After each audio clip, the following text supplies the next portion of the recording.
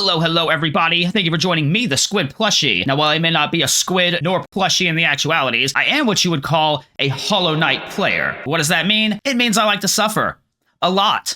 For many hours at a time. Many months ago, unawares of the weight of the decision I had made, I picked up the game for the very first time. As a fledgling ghost, I started with nothing. I knew nothing. I had nothing. And this realization of the nothing that I was, the nothing that I would have to eventually become, only grew heavier the deeper I tunneled my way through the vast network that is Hallow Nest and its surrounding areas. With the help of a grim yet colorful cast of characters, a friend on the sideline coaching me along the way, and the tips, guidance, and encouragement from you, the viewers that make up the Hollow Knight community, I was able to go in completely blind and experience everything this bug-sized yet endless and expansive world had to offer. I followed the trail of a red-clad knight, earned the respect of a deadly tribe of warriors, shat my pants upon falling into Deep Nest. I discovered the edge of a kingdom, the corpse of a god, overcame deadly, unforgiving trials. I handed out flowers to the lonely denizens, birthed a baby for a deadbeat dad who abandoned us, helped a friend recall his forgotten past, killed the smithy responsible for holding my... Maybe I shouldn't have done that. Anyways, since taking those first steps and overcoming those challenges, I've done much and more, including every ending, 112% completion, 3 out of 5 Pantheons completed with all bindings, made my way through the Path of Pain, and even finished most of the bosses on the one-hit KO challenge mode that is Radiant difficulty introduced with the God Home DLC, with plans to tackle those remaining in the future. But if you thought my experiences would have ended with the base game and its official DLC, you're a fool! Because I was also a fool. I have the proof to show it. When nearing the completion of the goals we had set at the time, it was brought to my attention that there existed a mod so close to capturing that which everyone fell in love with that most consider it to be as if Team Cherry made it themselves. This incredible mod by the name of Pale Court, which was worked on for several years by a very dedicated and talented team, would grant me an opportunity to suffer. As a brief breakdown for those of you who haven't tried it out yourself, Pale Court revolves around the 5 great knights, whom previously we would only get to learn about through hearsay, either via their last living member Ogrim, or those that knew them prior to their passing, such as our lovely Lady of White. But Pale Court doesn't merely flesh these characters out more,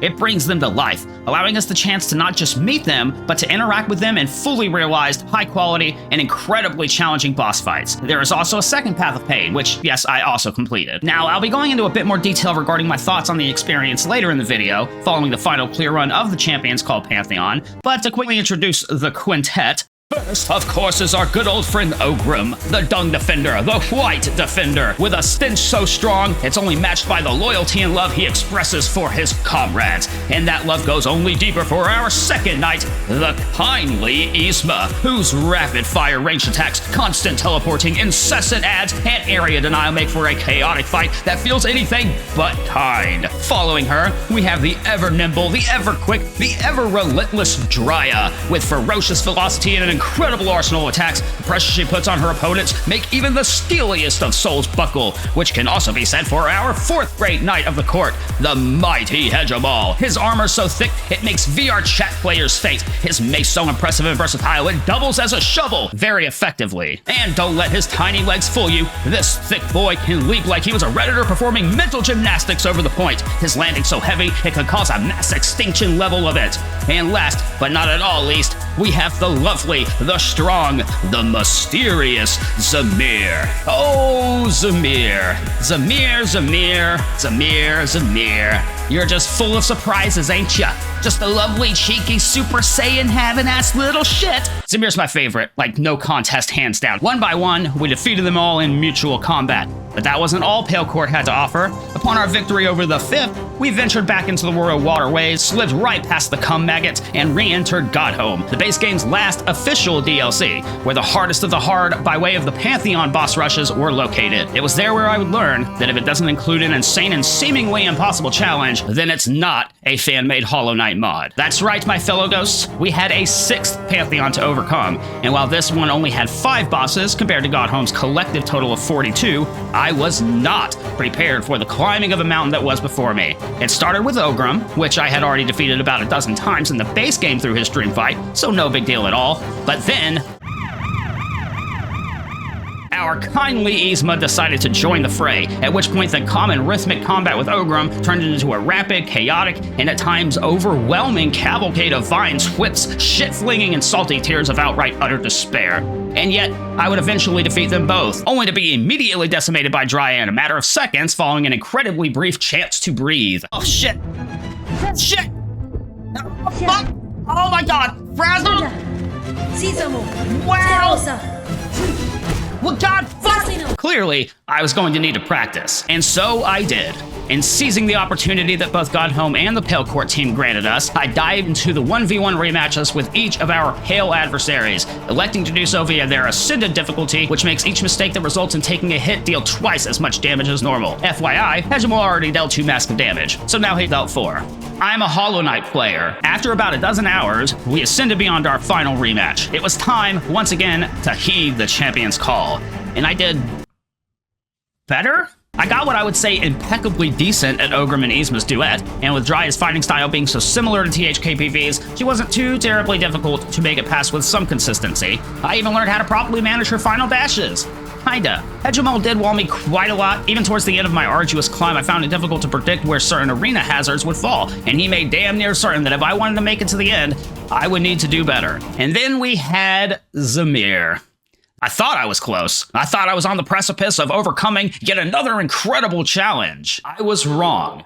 Lo and behold, mysterious Zamir would seemingly fall far sooner into the battle than one would expect. And then the bell tolled.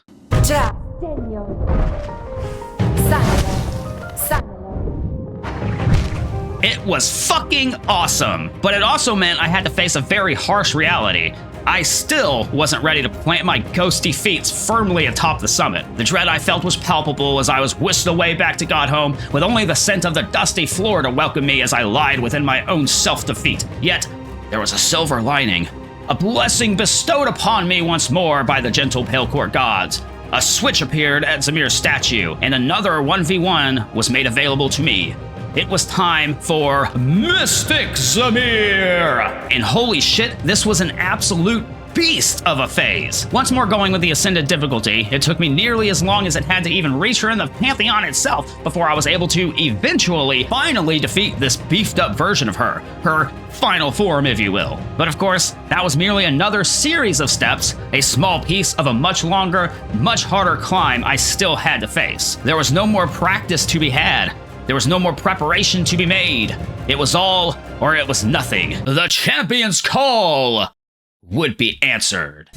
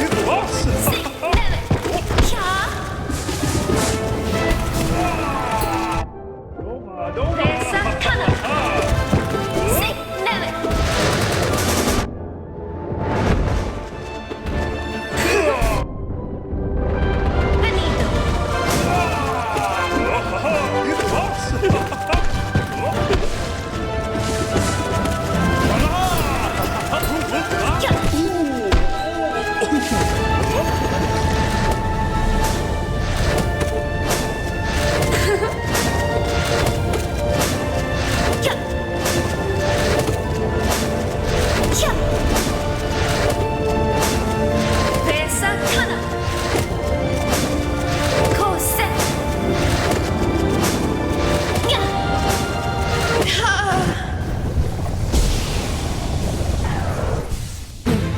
Fana. Sinaga. Ha. Sana. Sinaga. Ha. Satona. Ha. Zero. Ha. Sinaga. Ha. Sisamo. Sha. Zero. Zasino. Fana. Sha. Nada. Ha. Zero. Ha. Sa. Satona. Ha.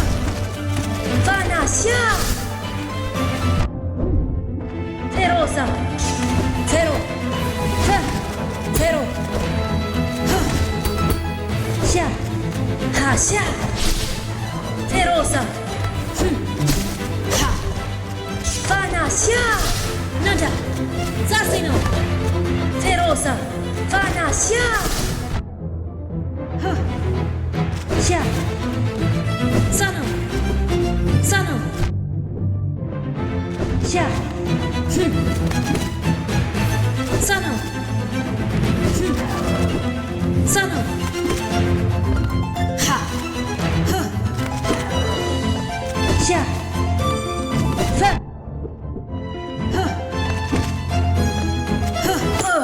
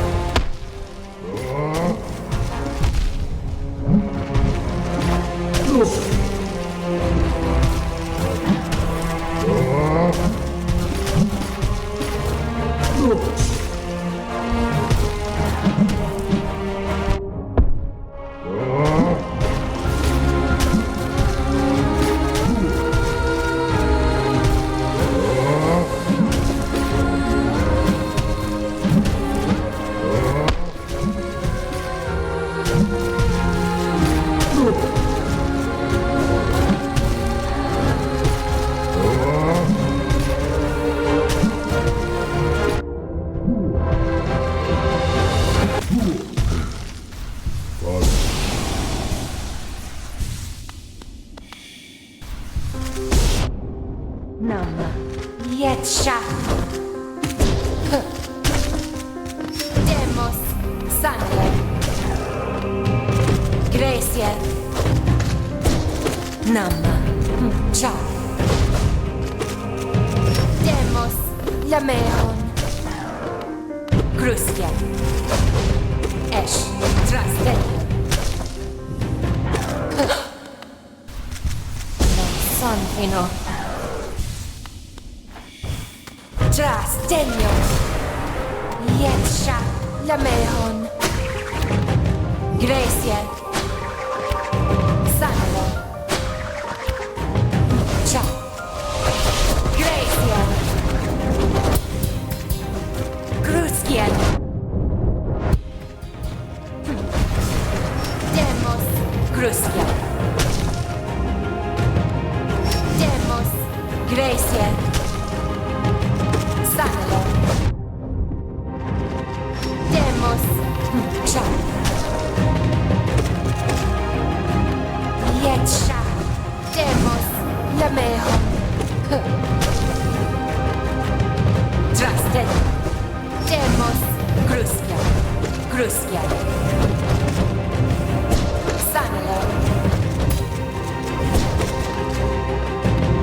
Cha.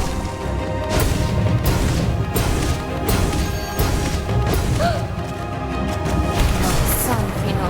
Trastelio. Lamehon. Trastelio. Gracie. Yetsha. Trastelio. Gracie. Gruskien. Yetsha. Gruskia. Demos. Lamehon. Sanelo. Cha. Demos. Gracie.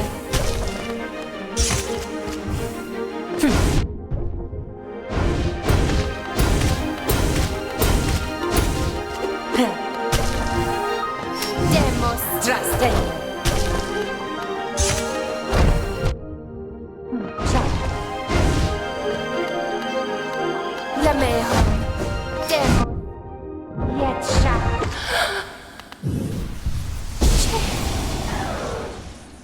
After dozens of hours, hundreds of mistakes, and gallons of salty tears wept out of self-frustration and defeat, we finally did it. Following what I would call one of the most satisfying combat experiences I have ever had in a video game, Mystic Zamir was defeated, and our reward was likely the only thing I would have ever asked for out of a DLC that revolved around the 5 Great Knights. There they were, together, in a moment of peace, calmness, surrounded by both their comrades and the warm, comforting glow of Hallownest's light. We could speak with each of them, reminiscing on our battles, the clashing of nail against nail, the synergy between life and that which helps it to thrive, the strength and weight of the will to protect that which we hold dear, the warmth of another's understanding, love, and respect. It was beautiful, poetic, serene. It was at this moment, when the adrenaline of having succeeded in this Pantheon had my head swimming, that I truly, genuinely believed that these developers, the team that built Pale Court from the ground up after years of hard work and dedication, succeeded in what they set out to do.